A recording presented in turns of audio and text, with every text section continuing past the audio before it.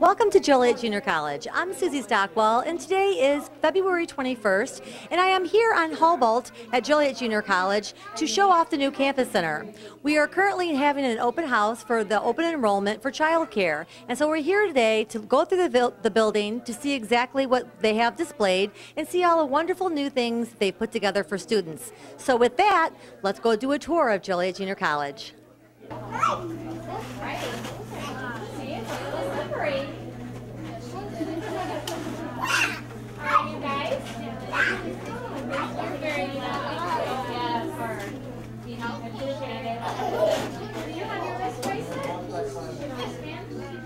I'm here with Bev, and Bev is the manager of the Early Childhood Center.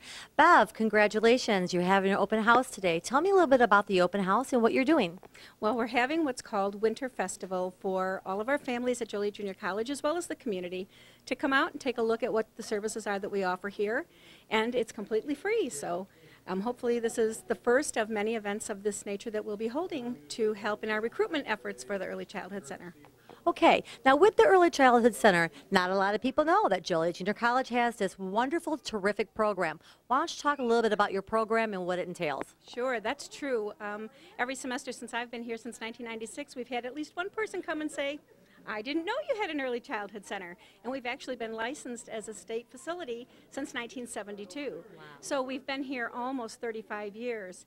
And we service children ages 3, 4, and 5, but we've got some really great news coming for the fall semester. We've been approved to expand our age program, and we'll be taking children ages 2 and a half in the fall semester.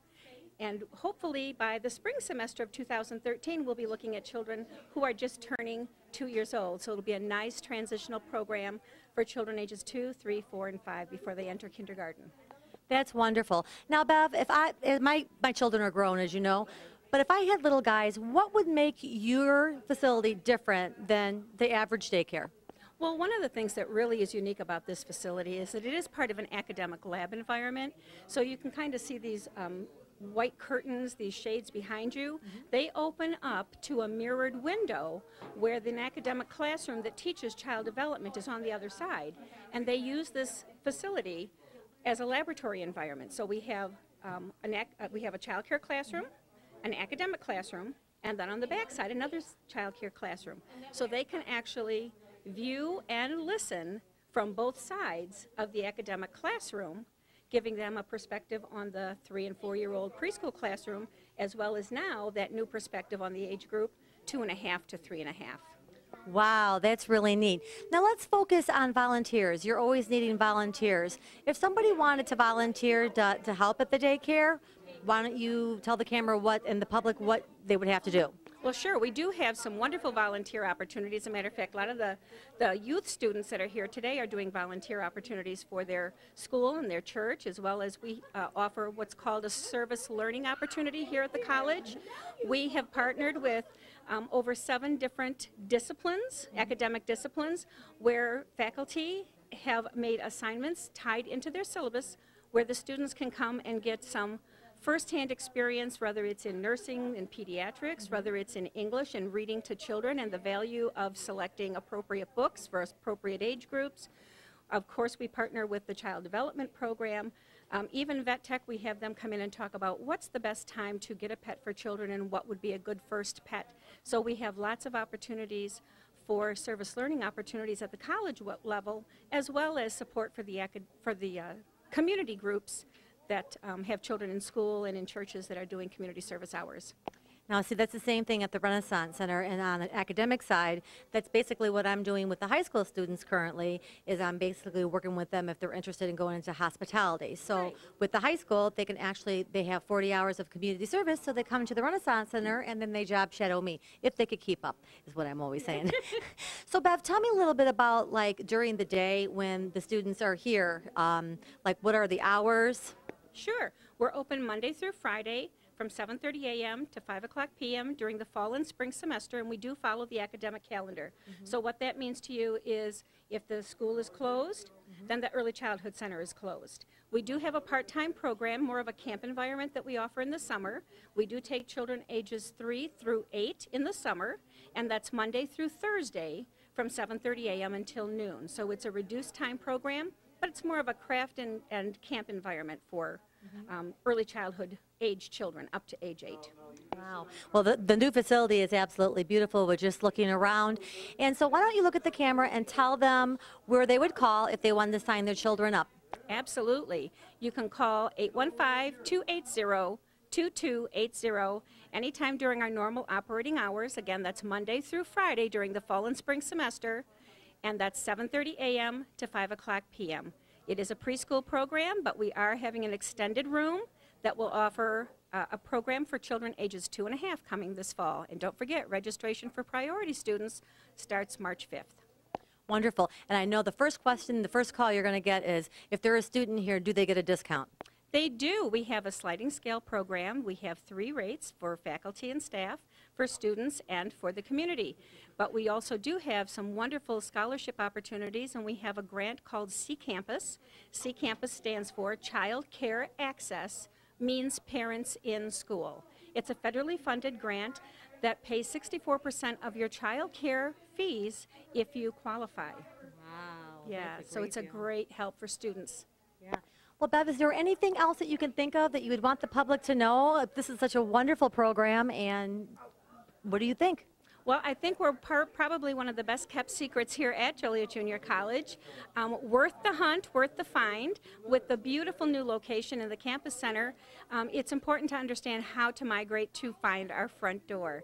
So we'd say when you come in off of Humboldt, look for East Lot 2, drive through that right to the front door of the new campus center, and turn a gentle left, and you will see the parking lot directly intended for the Early Childhood Center, and follow the signs to the Early Childhood Center front door. We have wonderful frontline staff who are ready, willing, and able to help answer any questions and help with the enrollment and registration process. Wonderful, Bev. So don't delay. Call Joliet Junior College today. My favorite is like, oh, my goofy clap. It goes like this. Now let's make sure we have everybody do a regular clap. Everybody clap like a seal. Everybody do a round of applause. Everybody do the anti-clap. No sound. Perfect. Everybody do the goofy clap. Give yourselves a nice big round of applause. I am very excited. I cannot believe this, Bev. Bev was just discussing the academic room, but until you see the academic room and how it works and how it functions, it's like unbelievable. So tell me a little bit about this room. Sure, I'd love to. Well, this is the academic classroom, and as I said earlier, there is an early childhood classroom on either side of these tinted windows that you see. Now, you can see that they're absolutely black and that there's no invasion of privacy. We always are aware when we're being observed because the roll-up shade is on the classroom side. So no one's going to be observing the early childhood classrooms in any capacity without our knowledge or permission. So that's a nice security feature. Also, I think it's important to understand that there's no commingling of the student population with the Early Childhood Center.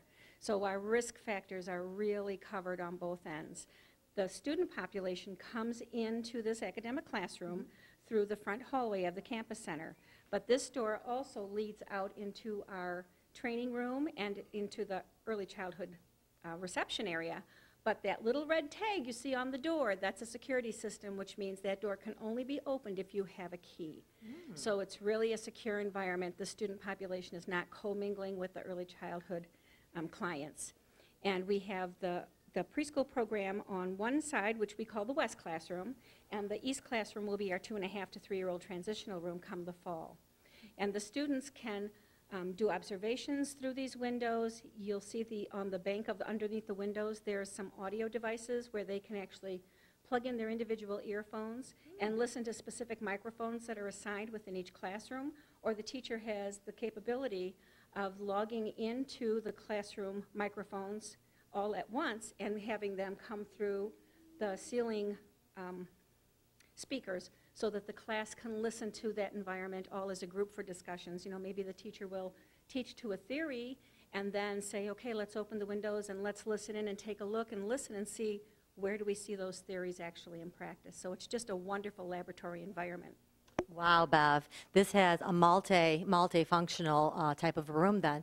So tell me a little bit about, the students that are here. Do they have to like do essays or things like that? Do they come here for like a class environment where they have to go back and do some kind of a project on what they learned? Absolutely. All the child development coursework during the course of the day and the evening classes are taught in this classroom. So I teach in the evening as an adjunct instructor for child development, and I still use the laboratory in classrooms for after-hours types of activities. For example, we're teaching literacy, early literacy in the fall here, and I'll go into the classroom and give them some environmental lists and say, what do you see in the classroom? Are the things that the textbook discuss with us the things that are really happening in the center? So there's this kind of check and balance that the student can go in and really get their hands on, see what's being used in the child care classroom as it relates to the text and the discussions we're having. So even after hours, we're able to utilize the space as a lab environment for the student population. See, to me, it's a one-stop shop. Not only do the public, are they available to have daycare, but also the students are learning, seeing a real-life experience, sort of like the Renaissance Center downtown Joliet. Students come and, hospitality and culinary students come down to me, and they actually cook in the kitchens, and then they come and they learn how to serve the food and how hospitality and how it works. So, perfect environment. Right, and we also do have some part-time work positions for student employees, and in the Early Childhood Center, we only take students who are in the field of education in some capacity, either if they're a psychology student, an early childhood development student, or a student who hopes to become a teacher and be certified as an early childhood teacher or an elementary teacher. They can get those part-time jobs that help to support them here and give them some real-life experience, even if they're not taking child development classes at the time. There's some part-time work opportunities too. See, and that's a wonderful thing for any student that wants to come and work part-time for your facility as a way of learning, because you're actually graduating, looking for a job, and you have that experience already. It's not just from textbook. Right, and that's really important. We know that, especially in this economy, people have, employers have their pick of students, especially for their entry-level positions. So when you can put on your resume that you've had some real experiences in a high-quality environment, that's going to be a plus on your resume as well. So we really kind of help model for those students how to increase their own professionalism by giving them opportunities to do internships, to do service learning projects, as well as the student worker positions where they actually are a paid position. Wow, Bev, that's very exciting. Well, thank you very much for the opportunity to tour through the early childhood. I will tell everybody, and good luck with everything. Thank you so much, and thanks again for coming down. Welcome. As we leave the Campus Center and the early childhood, I would like to show everyone the new Wolves Den. It's a new addition to the new Campus Center, and it's actually open to the public, and it is used to house the students for their lunches. They have wonderful foods, as well as they use some of the students from JJC to cook it to the cafeteria for the public. So it's something that basically is a very nice facility to stop by. Even if you're having a business meeting when you're on campus and you want a little privacy, or if you want to study, they have a cafeteria area where you can go and have a seat, and in the private, in the privacy of the little area, you can study for your next test and or have a business meeting, whether you're external or internal. So with that, I close at Joliet Junior College, and we're at the new Campus Center. I'm Susie Stockwell, and we'll see you soon. It's like, oh, my goofy clap, it goes like this. Now let's make sure we have everybody do a regular clap. Everybody clap like a seal. Everybody do a round of applause. Everybody do the anti-clap. No sound. Perfect. Everybody do the goofy clap. Give yourselves a nice big round of applause.